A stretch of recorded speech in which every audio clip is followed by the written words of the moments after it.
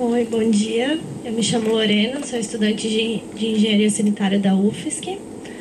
E eu gostaria de perguntar ali com relação ao sistema ali por batelada, como é que funciona quando chega um ciclo muito grande e ela tá ali no meio daquela fase? Tipo, se ela tá funcionando, no caso está aerando ou está decantando e chega uma contribuição muito grande. Como é que vocês trabalham? Sim. Bem,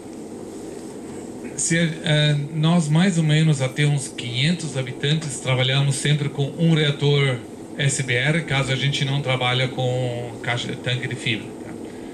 Então, nesse caso, a gente tem o pré-tratamento em um tamanho suficiente para superar a fase de na verdade, os últimos 30 minutos da nitrificação, onde a gente não aplica mais esgoto dentro do reator para ter o polimento final, a hora de decantação e a hora de retirada. Então, mais ou menos 2 horas e meia, a gente tem a capacidade de reservatório basicamente no pré-tratamento. Quando a gente trabalha com 2 reatores, aí é óbvia a resposta que a gente utiliza outro reator para poder aplicar aí o refluente.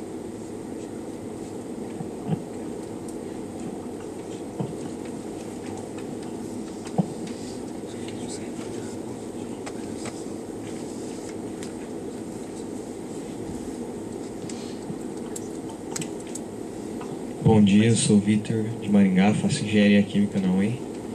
E sobre o sistema wetland, né, que você comentou e que já é muito utilizado, eu queria saber se existe também um perfil de microbiologia, de micro-organismos também naquele patamar vertical, né? E qual que é o tipo de tratamento que é feito ali? Se existe processo anaeróbico, aeróbico, e qual que é a eficiência, né, de remoção de nitrogênio e carga orgânica? Bem, acredito que o professor Pablo depois pode comentar também sobre isso. Eu fiz o meu doutorado justamente sobre essa questão, como trabalha o filtro em si.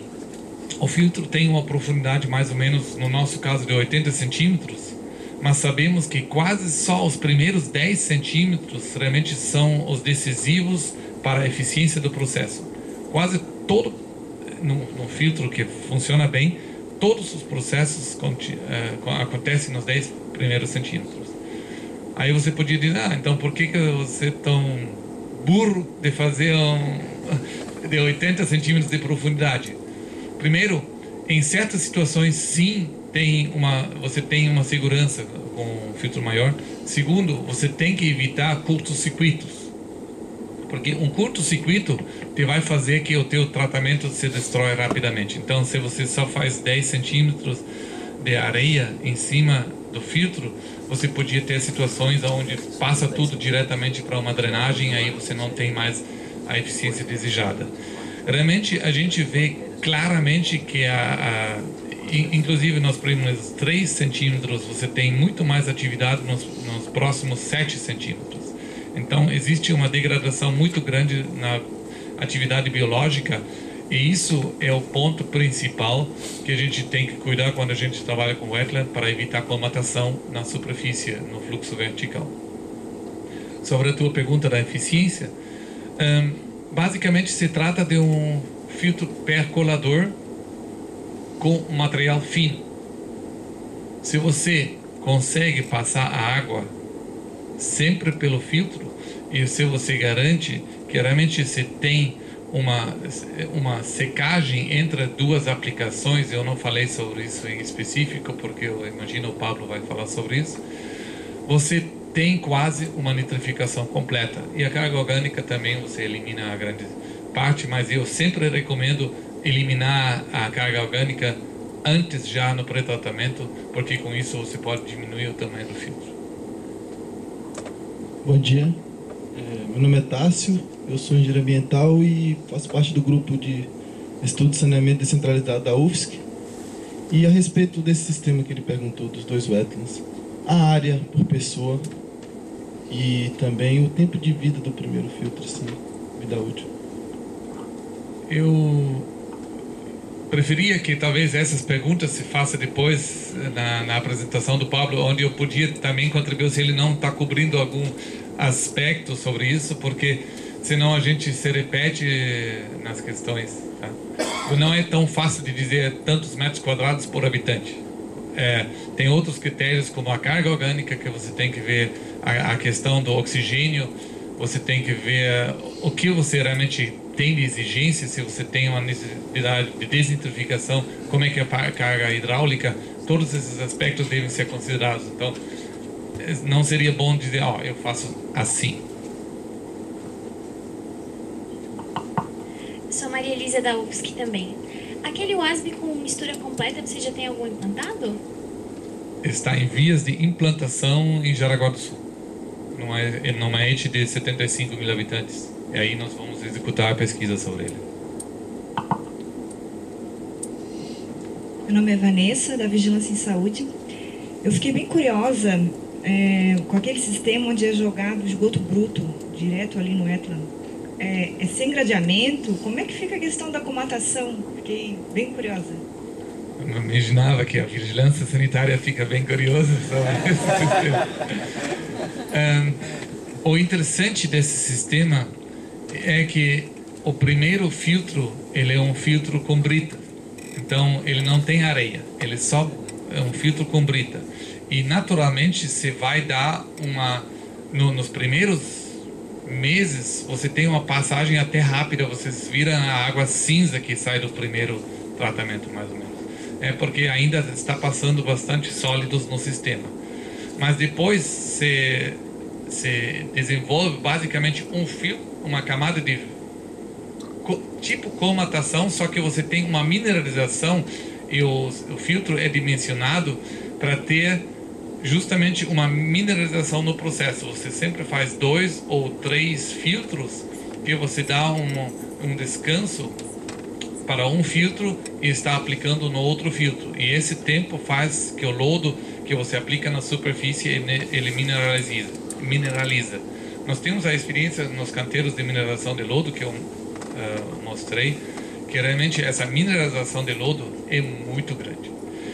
Só para ter um número, na França tem mais que 2.000 desses tratamentos implantados e eles estão utilizando como o projeto padrão para pequenas localidades, porque ele tem uma eficiência tão grande com uma operação tão pequena.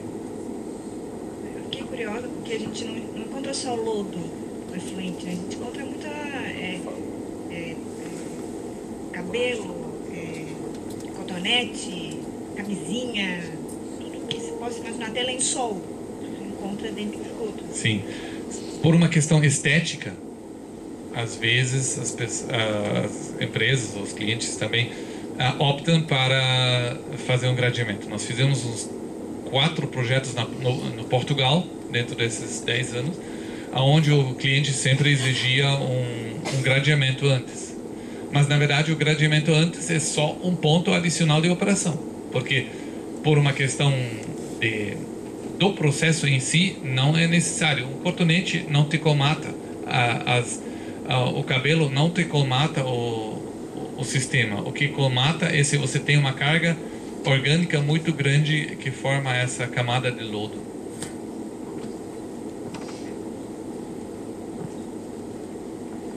Bom dia, o meu nome é Gianco Ru, do Laboratório de Análises, QMC. Christopher, aproveitando o embalo da Vanessa, você comentou que vocês não estão conseguindo implantar esse sistema francês no Brasil. Saberia dizer por quê? Sim. Legislação? Não. Por uma questão estética. Se eu falo com as pessoas, inclusive eu estava com um projeto bonito em Minas Gerais para um presídio, onde nós estávamos discutindo a questão de implantação de um wetland, ou de um wetland francês, ou de um lodo ativado. E, afinal das contas, eles optaram pelo lodo ativado. Mas eles mesmo neste lugar, eles tinham receio do aspecto estético que a Vanessa basicamente já tinha na cabeça, e muitos de vocês provavelmente também, quando vocês pensam de uma aplicação do esgoto bruto. é necessário de conhecer as estações, e vocês vão ver. Por isso eu gostaria muito de implantar um, pelo menos, para poder levar as pessoas para mostrar que o aspecto não é assim como vocês pensam. Porque o lodo se mineraliza rapidamente, não tem cheiro. Porque um processo aeróbio ou composto, no processo aeróbio também não tem cheiro. Cheiro só se tem quando você tem processo anaeróbio. E uma coisa que a Heike me lembrou é que normalmente se utiliza bombas trituradoras na aplicação. Então o material realmente fica tão destroçado que você não percebe mais lixo na superfície.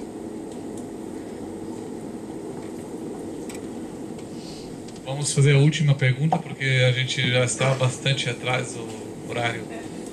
Como foi feito do jeito alemão, o horário nós estamos... Fui sortudo, então. Eu sou o Rafael, da empresa Vetiver, de Brusque, Soluções Ambientais. E eu vi que tu comentou na utilização do papiro nas wetlands. E queria saber se tem alguma experiência com capim vetiver também. Você já ouviu falar? Você trabalhou? Já. Inclusive, aquele wetland que eu mostrei lá do Peru, a outra célula foi feita com vetiver.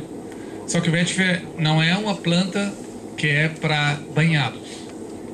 Ela funciona no processo vertical, do fluxo vertical, porque realmente sempre tem fases secas durante na aplicação. Mas se você tem uma situação muito úmida, aí o vetiver não vai sobreviver, e a gente realmente precisa de plantas que podem sobreviver em banhados. Na Alemanha quase sempre se utiliza Phragmites, que no Brasil quase não existe. A tifa é uma planta fantástica, só por uma questão estética. Normalmente os nossos clientes optam mais para a utilização de papiro do que a tifa.